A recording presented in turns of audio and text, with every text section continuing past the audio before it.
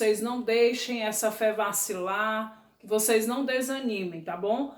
Nós logo vamos nos encontrarmos, logo nós vamos poder ter o nosso convívio, mas enquanto isso, nós vamos ter ainda esses momentos remotos, esses momentos à distância.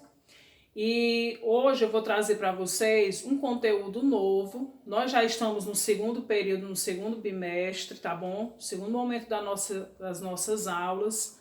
E é interessante que vocês saibam disso. Eu fiquei muito feliz nessa semana porque eu tive já algum feedback de alguns alunos. Alguns alunos me procuraram no privado, perguntaram sobre atividades, já entregaram atividades, então isso é muito positivo, tá? Para o nosso processo aqui de ensino-aprendizagem. Eu espero que vocês fiquem à vontade para perguntar o que vocês quiserem, tá? E eu sempre estou apta a respondê-los. Talvez não exatamente na mesma hora que vocês me enviam a mensagem, mas eu nunca vou deixar vocês sem uma resposta. Sempre eu vou ter aquela preocupação de respondê-los, tá bom? Se não for na mesma hora, me desculpem, mas vocês serão respondidos sim. Então, o nosso conteúdo hoje, ele é um conteúdo que está relacionado à literatura. Semana passada, nós estudamos ou começamos a estudar poema. Não significa dizer que nós já encerramos esse estudo, nós vamos dar continuidade. Mas por que eu vou iniciar o trovadorismo com vocês? Primeiro, porque faz parte realmente da grade. E segundo, porque quando a gente fala de poema, de poesia, o trovadorismo é uma escola literária, é um movimento literário que trabalha muito com esse tipo de produção literária, que são os poemas. Claro que os poemas aqui serão chamados de cantigas, tá bom, gente? Então, eu espero que à medida que eu vá fazendo aqui as anotações, vocês também realizem anotações aí no caderno de vocês. As anotações, elas serão bem resumidas, tá? E espero que vocês acompanhem aí, ó. A escola literária que nós estamos estudando é trovadorismo, tá? E o trovadorismo é aquela literatura produzida na Idade Média. Os trovadores, jograis, menestréis, vassalagem, vassalos, feudalismo, são palavras-chave e inerentes a esse movimento literário. Então, palavras que vocês devem se familiarizar. Gente, por volta do século XII ao XV, vou colocar em algarismo romano, que é melhor, né? Do século XII ao século XV. Tem-se aqui uma estimativa do tempo da produção e da duração aqui do trovadorismo. Isso não é uma informação fechada. Em alguns livros vocês poderão obter de outras formas, de outros tempos, tá? Mas aqui é uma estimativa, não há uma exatidão quanto a essa data, mas prevê que essa aqui foi o tempo em que perdurou aí o trovadorismo. Olha, o trovadorismo, nós vamos ter aqui, o que o sistema econômico aqui que acontece é o feudalismo. O que era o feudalismo, gente? Era exatamente o que existia no feudalismo, essa relação de senhor feudal com vassalos. Então, lembra aqui nessa relação de feudalismo, vassalos e os senhores feudais.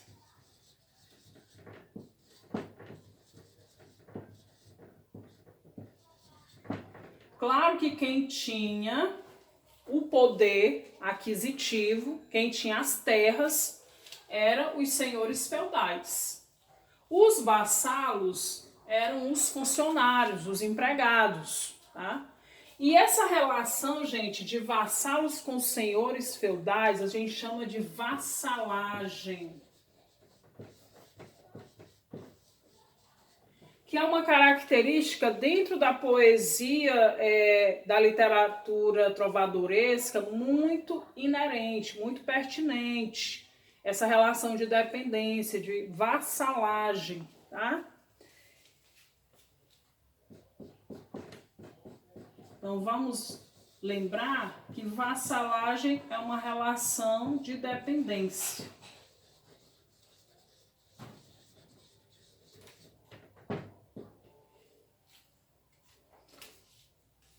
Bom, aqui eu tenho o teocentrismo. Teocentrismo, o que significa? Deus sendo o centro do universo. Então, Deus sendo o centro do universo. Diferentemente do antropocentrismo, em que o homem é que está no centro do universo. Então, lembra que Teo, 3, tá, gente? A gente chama teocentrismo porque Deus, que é o Pai, Jesus, que é o Filho, e o Espírito Santo. Então, teocentrismo aí. Espero que vocês anotem o que eu estou anotando aqui também.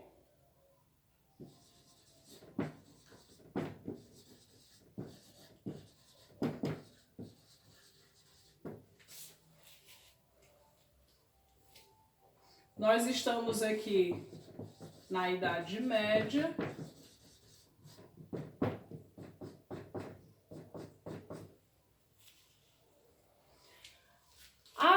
A produção literária desse período do trovadorismo eram as cantigas. As cantigas eram poemas escritos para serem musicalizados.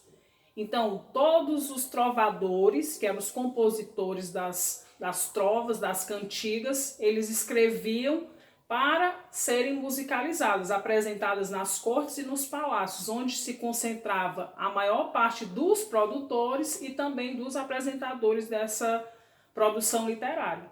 Então, o meio em que circulou essa produção foram as cortes e os palácios. E as pessoas que tinham acesso a essa produção, não só no sentido de produzir, de escrever, de criar, eram os nobres, as pessoas mais abastadas, porque a maior parte das pessoas não sabiam ler, não tinham acesso à leitura. Então, elas não tinham essa cultura da leitura. Então, elas foram escritas no idioma galego-português. E o que é o galego-português, gente? Algumas palavras, ao realizar a leitura de uma cantiga, e vocês irão perceber algumas palavras de difícil entendimento, tá bom? O português, ele já é diferente do nosso português brasileiro, e esse galego-português já era uma variação, digamos, mais arcaica, mais antiga, mais retrógrada do idioma português. Tá? Então, por isso que existem muitas palavras de difícil entendimento no idioma galego-português, mas as cantigas foram produzidas nesse idioma. A produção literária vai ser exatamente as cantigas.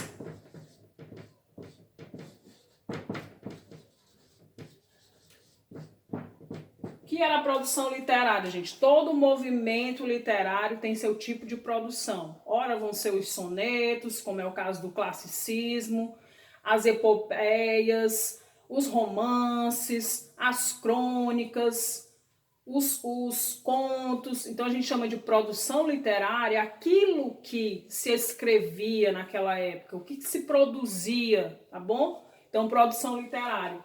As cantigas. E essas cantigas, elas tinham uma classificação. Cantigas satíricas